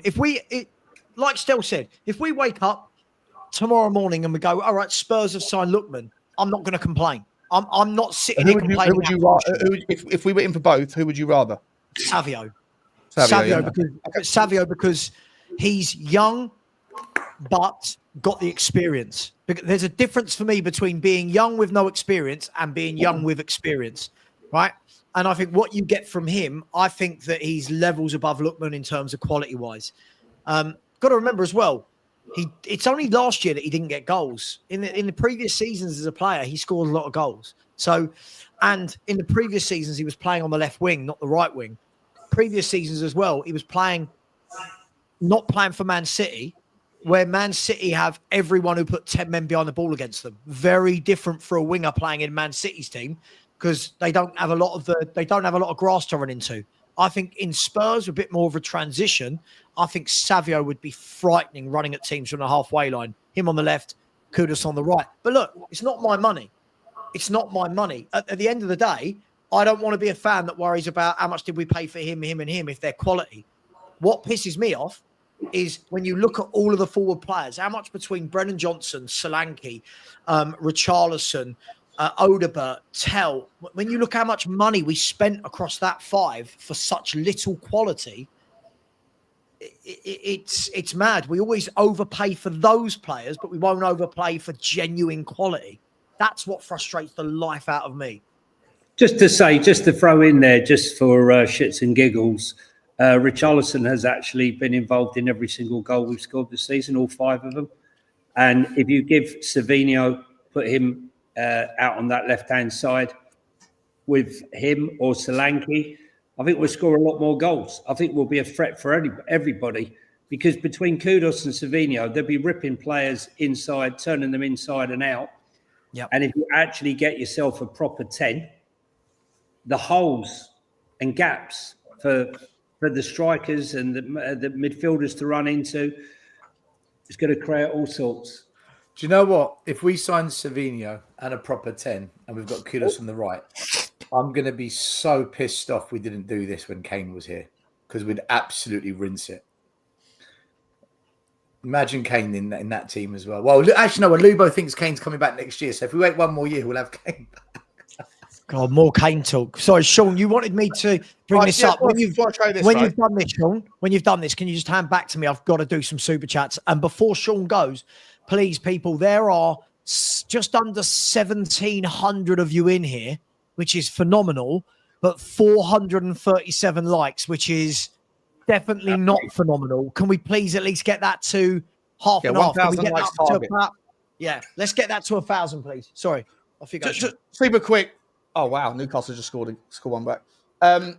Newcastle, their defence is shocking. Liverpool are in trouble defensively, aren't they? Just wanted to say, okay, so this is the overlap, right, of Savinho versus Lookman. You can see the output is on the bottom side here, right? So non-penalty goals, dribbles are basically indecipherable. Carrying, okay, Savinho's a little bit better. Crosses, and I've looked on the Y Scout, crosses, successful crosses is also both of them very similar, but a slight edge. Key passes from Savinho is slightly better than it is from Lookman. I would make the argument, I don't know if this makes any sense to you guys, but I would actually make the argument to get both of them. Oh, for sure. If we're a proper football team, Sean, buy both. You're in dreamland. I think you could make the argument that Savinho can play off the left and Lookman can play off the left, or as a replacement on the right. He can play across the front 3. And Savinho might even be able to play in the 10, by the way. Well, I was going to say that, Sean. I'm sure Savinho feels that he can play through the middle. Yeah, and then 100%. Play Lookman on the left-hand side and Savinho through the middle. I think that would be frightening, to be honest with you. If you could go and get both of them, for me, all of the problems go away. Sorry, Sab, you want to do your super chats, yeah? No, I'll do super chats. Sean, can you imagine, right? Can you guys imagine Bentancur and Paulinho as the two that don't really need to move from that post, right? From their posts. And then when they're winning the ball, they're giving it to either Savio, Lookman, or Kudos. Teams would shit themselves. 100%. They would shit themselves. And that's the frustration. Surely both of those players should be doable for a Champions League football club that have got money. That's the frustration for me. So when we're saying, it's tough doing transfers and blah, blah, it is. But I just think, anyway, let me do the super. Is it frustration, Savva? Is it frustration or is it embarrassing? For me, both. It's embarrassing that we're a Champions League team. Normally, what that meant was you're in the Champions League. That means you get first pick of the players because they want to play in the Champions League. And yet, we seem to be waiting. Forest, all these other clubs seem to be doing the deals who aren't even in these competitions. Man United aren't even in Europe. Johnny, I agree. For me, it is frustration. It's embarrassment. It's, I'm looking and saying there are certain players I get that are not going to come. And I think I saw on Sean's show this morning when he's talking about the kind of football food chain. I think, Sean, I completely agree with you. For example, if Spurs and Arsenal are both going for Hincapi, I fully get it. I fully get why he's going to Arsenal. And I know Spurs fans don't want to hear that, but I get it. They're a better run club than us at the moment. They're further along down the line. They challenged for the league for the last 3 years in a row. This is give or take, you know what I mean? But Savva, this happens under every manager, right? When Ange's here, we need a 6. We need a 6. When Conte, Mourinho are here, we're crying out for defenders. We need proper defenders. When Poch was here, we haven't got a squad in depth. The bench is awful. We're always a bit short. This is. I agree. That's why it's embarrassing. That's why it's embarrassing. Stel, right now, for me, Tottenham Hotspur should be sitting there with 5 new starters minimum, or 5 senior pros that help us with the Premier League. We've got 2, and 1 of them was on loan. And the thing that pisses me off, Stel, about him being on loan, I love Paulinho. You all know, Sean, we did a show months ago, didn't we, saying I'd love Paulinho. But surely, Stel, the point of, and I think you're going to agree with me, surely the whole point of bringing Paulinho on in a loan and only paying a 5 million fee was that you kick the can down the road for that position and you save 50 odd million to go and put somewhere else. Right? Isn't that the point of a loan? That's what we said. Do you know what? 100%. This is what we said when the news broke that we were in for Paulinho. Can I do a quick Sean Devil's advocate? What if Frank actually gets a tune out of more than a couple of these players that we've there's no he good. Will. He will. Right, so Johnny, if he does, we might be all right. Well, like Pepe Star. Can I just Richarlison, Johnson, Odebert. I just say from watching him in the Championship, when they kept selling players and bringing other players in, and you're thinking, well, they can't do it anymore, and he's continued to do it. I mean, when I first saw Visser and Mbeumo looked raw, but he didn't look like he was going to become the player he is. Mind you, I've got to say, he looked like he's got a pot belly at the moment. And he does. And Visser and Nathan Collins and some of these other players that he's brought through, I do believe he can do that. But I reckon he's going to need, 6 months maybe on some of these to show. I mean, look at Papa Sarr already. Look at Richarlison's already called him out, though, hasn't he? Saying, like, I'm loving learning the track, that every day we've got meetings, long meetings. I like it. I'm learning, So Richarlison's already is the first one that's vocalizing the benefits of Ange. And even Brennan Johnson had the audacity to turn around and say, it's just nice to have a manager that respects defending. This is the point, though, right? This is the devil's advocate question, right? Well, at the start of the season, we all said we think we'd finish anywhere between 8th and 12th. That's roughly where everyone predicted. No one predicted we'd win a trophy. We thought maybe we can have a good little cheeky FA Cup run. I said 6th, and that. Okay, 6th. What if without signing any more players, we get top 6, let's say 5th, and we get to a semi-final? Then by the conversation we had at the start of the season, we've done really, really well, and we didn't need to sign any more players because look what we've done.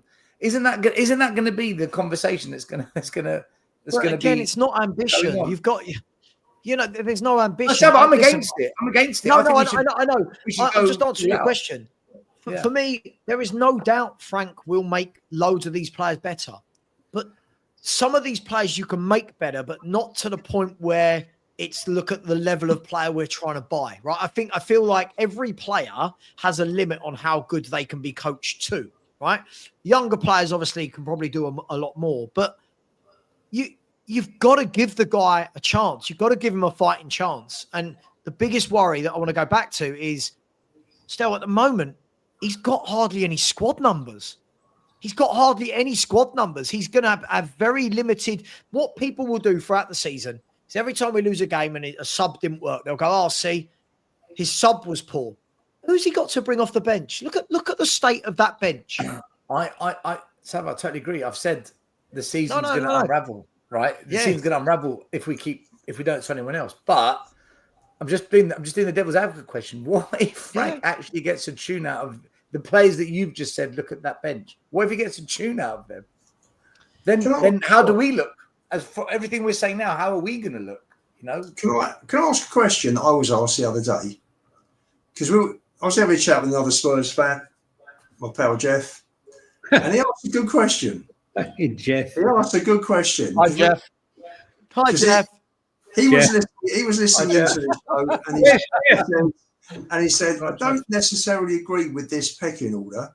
He said, just say the Saudis come in and buy the club, and all of a sudden there's 300 million. They're going to go out, they're going to buy 4 or 5 players, and they're going to spend big on wages. Do you think there's a pecking order then? What do you mean by pecking order? Pecking order of what? What do you mean by pecking order? By the way, I don't get the question.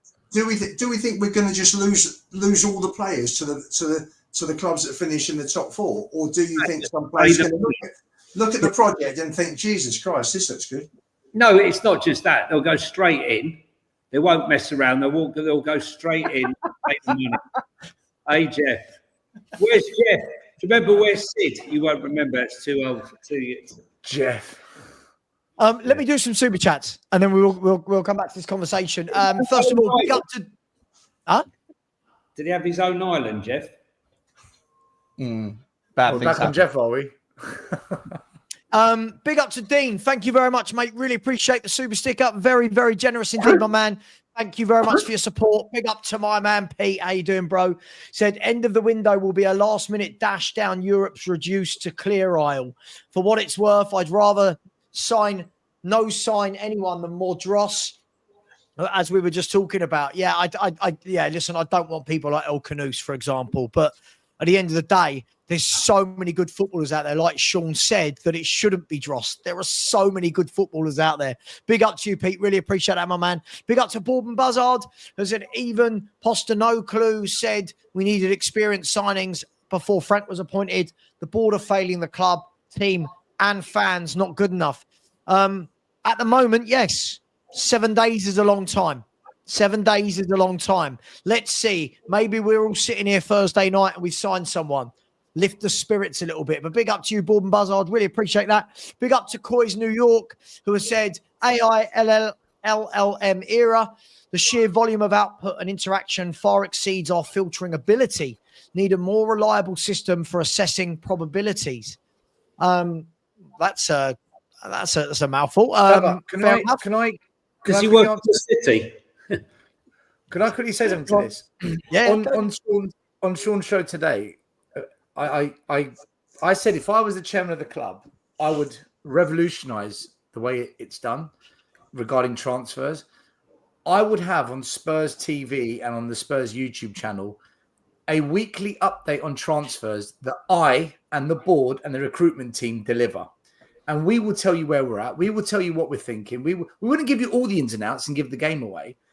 And we would take over from the ITK's journalists. We'd ruin their industry and we'd run it. And I think every other club would then follow. And that's where we'd get our info from. And I would do a monthly kind of interaction with the fans like this, where we go live, look, ask us the questions directly and we will answer them. And I think that is the way forward. Now, a few people laughed at me when I said it, saying, Stel, tell everyone your business. But that's what they said. Well, let me tell you, how is our business working out the current way? Oh, I'm just saying. It's a meltdown every time we don't get a player. Let's work through that concept, though. Let's work through the concept, because I'm all for innovation. Can we work through that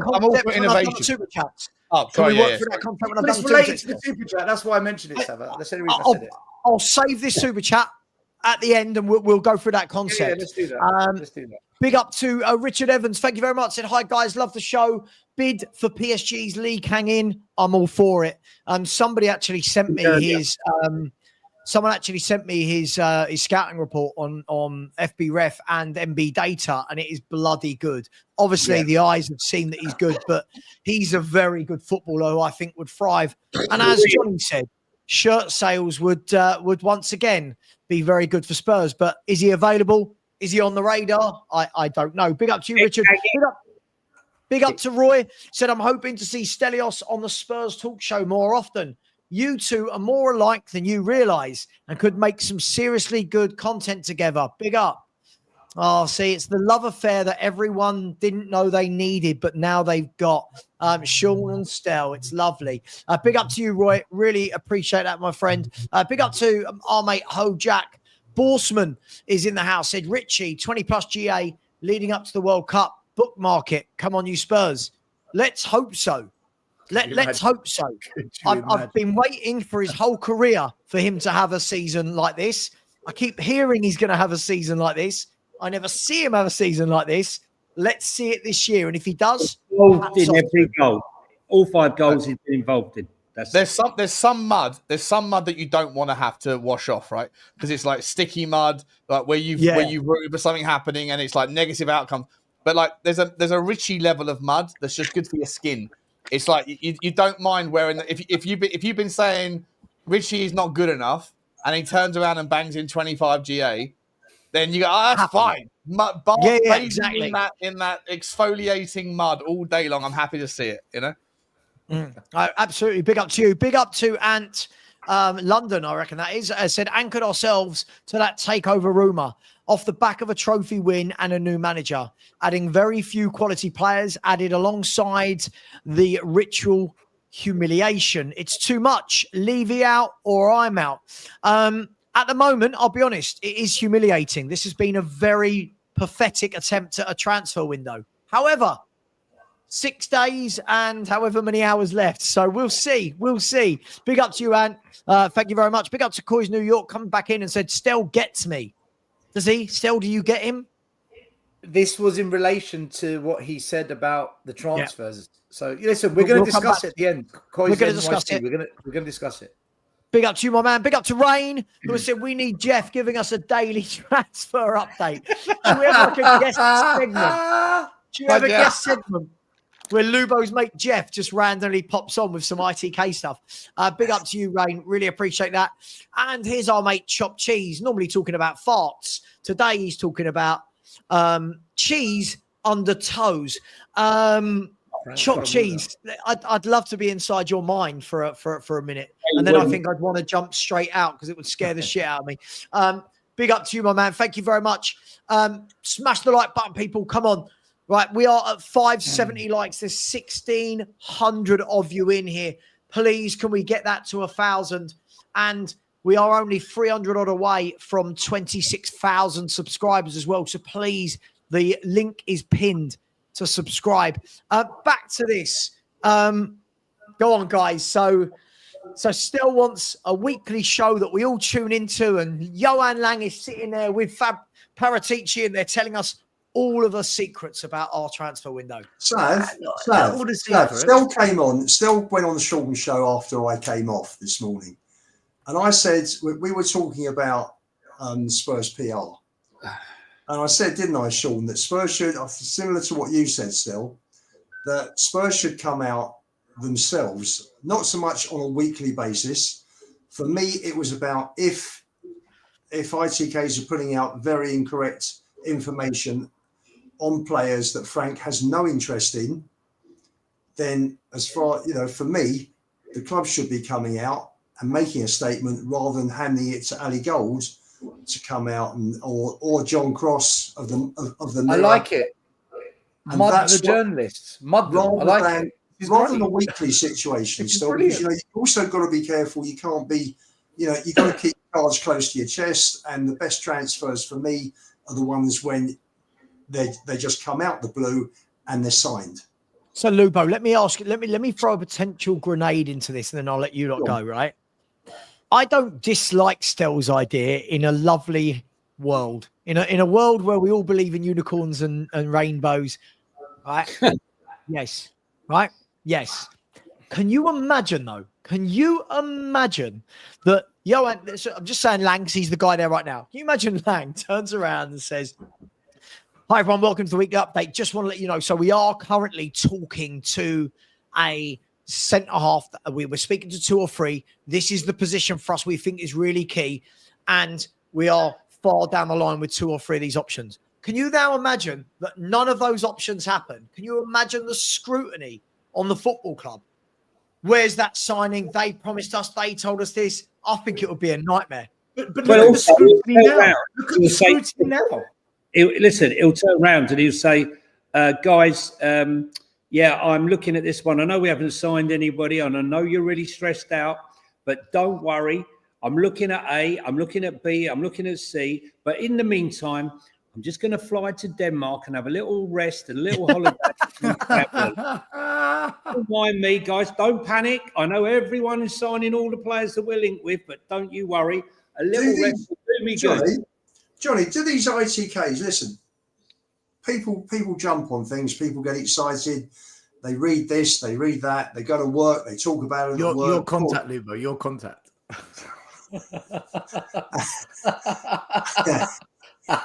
And no, he has got a couple right. He's got nothing right.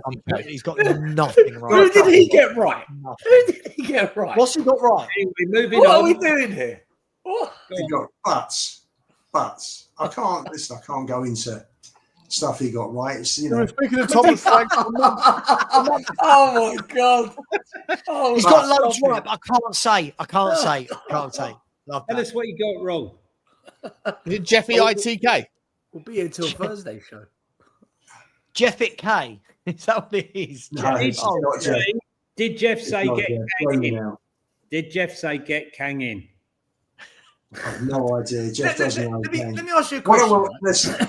In terms of what Stel suggested, don't see it happening purely because transfers have got to be done quietly. I cringe whenever you hear that maybe Spurs are in for a good player and ITKs are coming out with it. Everybody knows, other clubs are alerting all of a sudden. Listen, I know agents are not totally ethical all the time, and they will like the agent when Spurs came in, did all the hard work for Diaz. The agent phoned up Liverpool and said, "You better get your move on, or Diaz is going to Spurs." And Klopp came in and bought him. And I'm hearing the same thing happen with Eze. In terms of Eze, I've read that Eze phoned Arteta when the deal was done. It was written in the Athletic. ITK, mate, because can I just stop you there, right? That was the Athletic. Listen to this shite, okay? Because it's bollocks, okay? I ain't gonna listen to it, okay? All right? It's bollocks, okay? Well, there you go. There you go. So you got an ITK saying something that isn't true. Yeah, but this is my point. What would you rather? The current situation where this guy, that guy, this person tells you what they think is going on, and then when it goes wrong, all hell breaks loose, meltdown. Oh, Levy's fucked it. Oh, the club's fucked it. Oh, we don't do anything right. Or would you rather the club take control of it, where they can interact a bit more with the fan base, so we actually feel like we actually know what we're talking about? I think Sean, you can tell Stel doesn't do YouTube full time when he's saying things like this. I do not want this at all. He's saying that now because of Tottenham away's current hibernation status. This will kill YouTube. This would kill YouTube. This is what I feed off of. But Sean, only for 3 months of the year when the transfer window's shut. Last time you were saying, I do watch your channel and stuff. You ain't watching that closely, mate. September the 2nd, I'm back out with the next transfer. I start September the 1st. I'm doing a transfer show. September the 2nd, I'm back out with the January window stuff, mate. Right. Me and Bugsy are 24/7, 365. Listen, without shamelessness. On the 1st of September, we're gonna either praise the window or slag it off for a week, and then for the next 4 months, we're gonna be talking about each game every week, formations, tactics. More. There's still time. There's still time on September the 2nd. I'll listen. I will scrape the barrel if Football Insider come out with the Tottenham identifying Rafinha for January the 1st. Don't you worry about that. I'm talking about that September the 2nd. Don't you worry about that. There's a story every day. Put your content and your channels aside, all right? What would you rather as a fan base? Would you rather clubs take control of it but be interactive with the fans over it?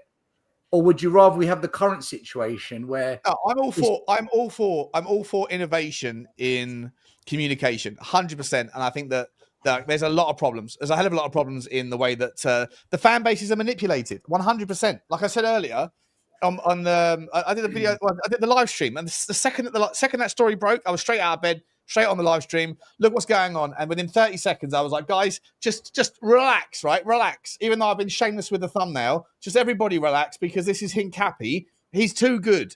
He's too good for Tottenham to have a free run at this. It's never going to happen, in my opinion. And then 3 minutes, and then everyone's piling in like bomber, and then all of a sudden, it's not true. He's keen on Arsenal. And then it's Levy out, and I'm like, 20 minutes ago, you weren't even thinking about Hincapié. And then because someone somewhere said that Tottenham are in, suddenly the expectation is Hincapié or Levy out. Like you have to I know I encourage it. I know I'm the worst, but I'm the worst one on this panel to be sitting there saying it's all bullshit. But I'm all for innovation, Stel. But at the same time, mate, I think that if the problem with your idea is, look, it's going to invoke situations where people basically Johnny summarized it well. Give away your game plan. I do think the club needs to communicate far better. They do. They need to, and for what it's worth, it stunk earlier when Ali Gold came out with with his statement, and then about 5 minutes later, John Cross from the Mirror of all people. But the way that tweet read from John Cross at the Mirror, it reeked of the football club reaching out to a journalist that's on their side and saying, shut this down, please. Shut this story down as quickly as possible, because otherwise the fan base is going to go into meltdown again. And you know what? If the fan base is influencing, or if the fan base's reactions, like, you could almost extend it to El Canoes, right? Suddenly today, Tottenham are not interested in El Canoes. It's no truth in it. Is that because they're looking on Twitter? The social admin at the football club, some 19-year-old kid, is looking at the El Canoes reaction, and people saying we don't want El Canoes. It's a terrible thing, and then they're going, well, let's shut down any kind of conversation around that as well. To me, that just reeks of like the fact that the club are too influenced by the kind of the flimsy, whimsical narrative that the fan base are pushing any particular day on Twitter. It's crazy. What's wrong with this? What's wrong with this country? Football. I feel in Europe, you get the chairman, you get the directors of football who come and constantly do interviews. And the head of the medical team, Johnny, to tell you about the updates on players' injuries and fitness. Yeah. So what I'm saying is, I think too much is thrown at the manager to answer medical questions, signing questions, things, what's going on in the club. What do you think about the new Skywalk? What do you think about the takeover rumours? What do you think about this? There should be, our new guy. Once a month fan forum, Johnny? Once a month. No, but I think in Europe, it happens a lot where the chairman would speak, where they're trying to get votes to, be re-elected or what have you as the chairman or what have you. They often speak. I think, was it Conte? Sorry, guys, someone's phone's pinging again. Yeah, Who has got their phone on? No, I've got my phone's not pinging. So is it Johnny? It's Johnny. It's always Johnny. My watch. It's his watch. Oh. Right, I was just in the middle of something, right? So thanks for stopping me there. I couldn't hear you, Johnny. All we can hear is pinging. All we can hear is pinging. Okay, there you go.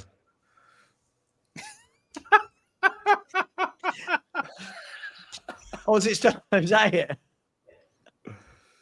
Okay, guys, let's move on to. We've got 20 minutes left, just under. I want to talk about. We could talk about transfers all day. We could, but we're not going to. Let's talk about the game on Saturday, because, guys, I'm just going to throw it out there. For me, that's the most complete performance I've seen from Tottenham for years, in terms of having a game plan, executing the game plan. I thought we were absolutely brilliant from 1 to 11. I think every single player was superb. I'll let you guys go. Lubo, you want to take this first? Yeah, I'll take this first. I thought three points where the game was won and lost. I thought, number one, I thought the press was absolutely phenomenal. You talk about high press. This was like, for the Porro free kick, you had a situation where Romero was up on Haaland, won the ball.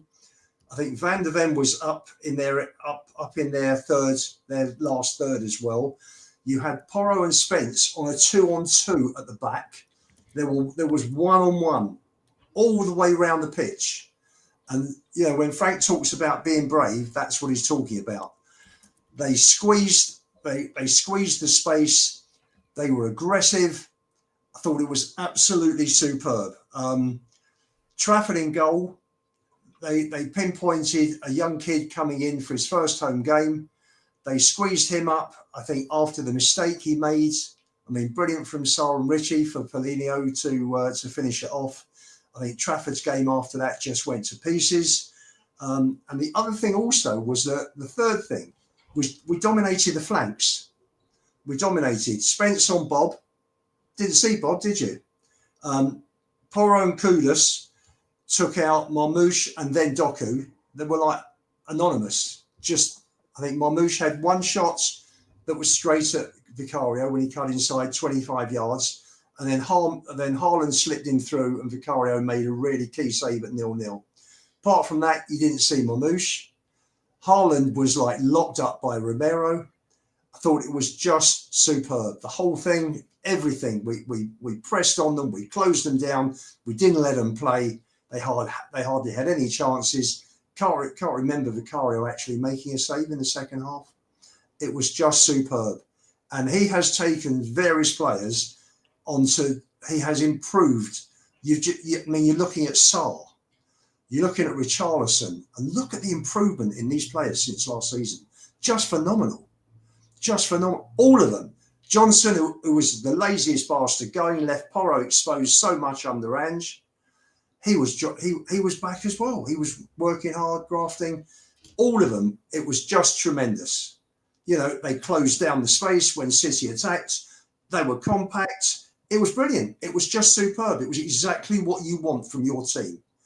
And we did say before that if we didn't get a 10, then we may lose, you know, we may lose creativity, but we're not going to lose many games. And we're certainly not if they're playing like this. It was absolutely phenomenal. Polinia, what's great with him is that he closes down, he wins the ball quickly, and he gives it like that. And he sets the ball, he sets the attack in motion immediately. And all these little things, you put them together, and you had a most superb performance on Saturday. Yeah. Anyone else want to give their take on Saturday? What could you? Well, look, first 20 minutes, Pedro Porro was constantly being roasted. He grew into the game. Oh my God, sorry. He grew into the game. I think you can see right from the off, really, that the setup. I, for one, thought we'd go exactly the same as we did against PSG, and that's the beauty of Thomas Frank. You never, ever know. I mean, I've been watching him for years and I still don't know what he's going to do. I was sure he was going to go 5-3-1-1. He didn't. I think he caught Pep unawares. I think Pep maybe thought that as well. And after that first 20 minutes, jinking it around and pointing and pushing, the press, we press in packs. Wow. We press in packs, and not only do we press in packs, but we form triangles on the flanks so that there's always an outlet to pass the ball to. There's no need to be cutting back. And when we do drop off and they have the ball, we're back into our, excuse me. Bless you. Thank you. We're back into a 5 and hard to break down. And the transition, this is why, you know, I feel like if we get Savinho, our transition with Kudos, him and Richie. I mean, Richie holding the ball up, the shithousery, you know, it was all great. You know, every single person in that team contributed to that victory. Brennan Johnson, you know, same as always, but what a lovely finish. The ball slightly behind him from Richie. Could have been maybe a slightly better ball, but he buried the ball fantastically. And one of the best parts about the game was the last few minutes when they're desperately looking for a goal and they're passing it around and the fans are shouting, ole, ole, ole. And we nearly scored. We had 2 chances from that. And it sort of reminded me a bit of the goal we scored against Burnley, where 17 passes, everybody touched the ball. There's definitely a massively newfound confidence in everything that we're doing. And if you believe it, truly believe it, not talk about believing it, then, you know, that is the upshot of it. The belief is there. It's only 2 games in, but I think we saw the seeds of it against PSG. But give the guy a chance, give him his players. And at the end, The camaraderie was absolutely fantastic. Everyone hugging in a group, like we just won a final or something. You know, Thomas Frank making sure every single member of the squad was involved, clapping the fans, everyone inclusive. We're all in this together. I thought it was fantastic, absolutely fantastic. And you might have seen, for some unknown reason, I got a bit emotional at the final whistle. I'm not quite sure why, but I was. And let's have more of those. You know what, Johnny? I thought the fans Saturday were phenomenal, just phenomenal. From the first minute to the last minute, all you could hear was Tottenham. They were absolutely brilliant. You know, it's interesting. You mentioning about Frank. Is that because you were there and you were surrounded by all the? You were surrounded by all the fans. That's all I could hear. That's all I could hear was Tottenham fans. It was brilliant. There was about 2,000 around you. Yeah, I mean, can I just say, Johnny, to your point, Johnny, do you know what I loved about it was, first of all, you're right. You don't know what formation the man's going to play, which I like. I don't like knowing that every game we go out and play that the opposition know this is how Spurs play. We're going to get ripped apart. What I loved about it was lots of fans. I was one. I said when I started my show, I think we'll probably go and adopt the kind of PSG type tactic. And then when he didn't and the team came out, loads of people, Johnny, lost their mind and went, oh my God, 4 at the back. It's going to be terrible. We're going to get. But what I love is we didn't get exposed and everyone did do their jobs and the partnerships are forming all over the pitch. And this is why, Johnny, I get so frustrated with transfer windows, because you look at a coach like this and you say, what could a coach like this do if he was given just 2 or 3 more Kudus types? They don't have to be wingers, but 2 or 3 more really good, solid players. And we're saying, right, we have 10 minutes to go in a game, because we're not always going to be holding on, by the way, guys, when you make subs. There's going to be games where we're losing and we make subs. Wouldn't it be lovely to be able to go, right, you two, you're coming on and you go, oh, yeah, he's coming on. That's good. He's coming on. That's good. Right now, we don't have that. But what a performance. I was so impressed. I thought Bergvall, when he came on with the drop-off, did you see he won 2 headers, 2 crucial headers close to the end of the game. And what were they doing? Every single player went up to him, high-fiving him, slapping him on the back. Well done.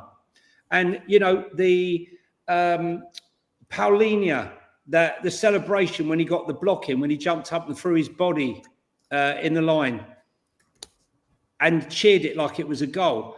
Every single block, they were cheering every block. It's like that has been drilled into them, throwing your body on the line. Whereas Ange didn't give a shit about the defence. It was scored more goals than the opposition. Listen, we're going to lose games. We're going to concede goals. But we're never going to see what we saw last season. Ooh. And as I said, Liverpool's defence, I've said it for 3 months, they ain't good enough. They need signings. And tonight they just proved it yet again. 4 goals in 2 games they conceded. Yeah. Well, talking about, Stel, let me come to you. Talking about defences, other than the kind of 5-minute blip against PSG, that's now 3 games in a row, competitive games where Spurs have looked absolutely rock solid at the back. The age-old thing, build from the back, right? I'm torn with this one, right? I've got a bit of a different perspective. I'm 50-50, and I'll tell you why. Here it comes. Here it comes, everybody. We've been waiting for a row. Let's have one. Yeah, go on. Gloves rough, eh? Gloves rough. We've got 11 minutes left. So, yeah, go on. Before the game, we did our predictions. 2 of us predicted a draw, 1 predicted a win, and the other 2 predicted a loss. So no one really said predicted the win. You predicted a 2-1 win. So you get 1 point this week. Well done. The rest of us get 0. Oh, yeah, I feel like I should get 3. What? No, you don't know. That's not the rules. As it stands now, Sean's top on 3, you're second on 2, and the rest of us are joint last on 1 point. Okay. But long season to go. Anyway, that said, I'll tell you why I'm split.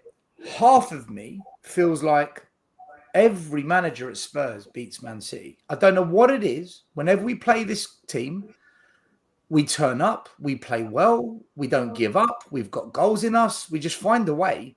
Nuno won his first game against City. Mourinho beat City. Conte came back and won 3-2.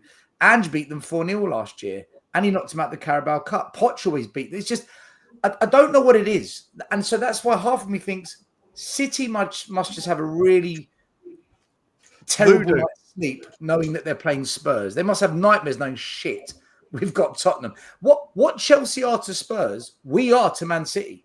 Right? Yeah, it's exactly 100%. the same shit. But Sure. the other half of me says, there's things I saw which you can't just put down to the fact that it's City. And the two things that stand out for me, and this is where I'm going to give Frank loads and loads of credit here. Hey. Listen, I say it as I see it, Johnny, right? It's just you lot create narratives that don't exist. All of you do that. All of you. When we're out of possession, Says the man who says I always defend Daniel Levy. Yeah. listen, do you guys want to hear the praise or not? I'm happy to skip go on, it. Karen. I can leave it. Come on, let's hear it begrudgingly. Out of possession, our lines are so compact, both vertically and horizontally. We squeeze, and it's almost like you've got three lines that are super tight. Yeah, we give away some space on the flanks, but then if they invert or they put a cross in, it's so compact. And Ali McCoist on TNT, he actually made a comment where he said, you could throw a rug over that Spurs squad, meaning look how squeezed they are. Yeah. The discipline to do that and to maintain that and to do it every time we're out of possession, that's coached. That is coached. And it just makes it, we gave away some chances. One was a Porro back pass that went wrong. One was Haaland went on a really good run and got a through ball to Mamouche. Vicario came out, great save. And then just before half-time, free header, Haaland missed the header. Other than that, and this is one of the best teams in Europe, right? And City. Other than that, we didn't give away anything else. We're always going to give away something, but that was it. So you got to say Frank is defensively very, very savvy. The other thing that I noticed, and I've seen it twice now, when we pressed, it's so well organized. When you press, you can either press what's called a one-man press. You go to him and you go to the nearest player, you go to the nearest player, and everyone just randomly presses to the nearest man. Another one is you hunt in packs. So two go to the player, squeeze him, suffocate him, and if he does pass it, another two go. Liverpool used to do that quite well. We don't do either. What we do is, and I like it, the striker goes, the wing-backs go. So now the person on the ball gets squeezed. He has to pass wide. Okay, great. We've got two players that have gone. So let's say Johnson and Kudus.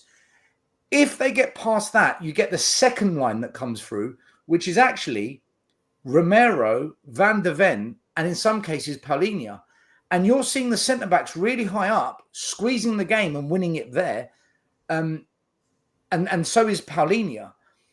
It's risky because you're pushing everyone high up, which is what Ange did. But the difference is, because it's an organised press, we're finding a lot more success with it. Whereas Ange's press, the stats were good, but it was more of a one-man press, and one ball over the top always caught us out. This is a more structured press. So those two things, for me, you can't just say, oh, it's because we're playing City. No, that's coached. And I think what's most promising, and I'm not going to get carried away, feet on the ground, long season, I'll judge at the end. But what's promising is, it looks to me, and I could be wrong, it looks like the players enjoy it. It looks like they're actually enjoying this. And if they are, you're going to see a natural uplift from every player because they're enjoying their game. So, well, I can only talk about two, but from the feedback is that 100% they're loving this more than ever, because every day it's different. All the coaches are involved, the managers involved, the environment's good. And the one thing you've heard him talk about it in a couple of interviews. He very much believes in relationships between the players that are connected on the pitch. And you can already see the relationship between Mohamed Kudus and Richarlison, right? And he will work on that. He will not say, well, that's okay now. No, they're working on it and working on it and working on it. And there will be other relationships that start to form that they will be working on individually around the pitch. There needs to be a better relationship. Oh my God. Sorry. There needs to be a better relationship on the pitch between Brennan Johnson and Jed Spence right now. That's the weakness for me at the moment. Some of the overlap runs and stuff, but it's only going to get better. I really do believe that. Begs the question, doesn't it? Begs the question: how good, how far could Frank take us with proper backing? Or how about this? I don't know if something's just happened because I just heard Johnny's reaction. I'm a minute behind. Liverpool scored a 100th minute winner. Oh. I was going to say something else, but it's irrelevant then. What were you going to say? You've just muddled yourself. I want to hear it.